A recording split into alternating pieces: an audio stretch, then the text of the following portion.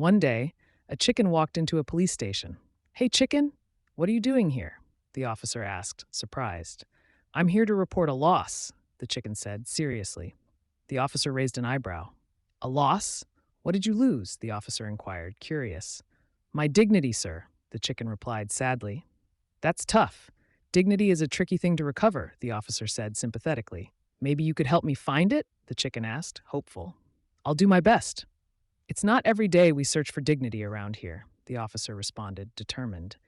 And so the unlikely duo set out on a peculiar quest. First stop, the park. "I hear it's a place where many have lost and found themselves," the officer said, reflective. "Thank you, officer. Maybe I'll find more than just my dignity," the chicken said, grateful. And with that, a new kind of adventure was just beginning.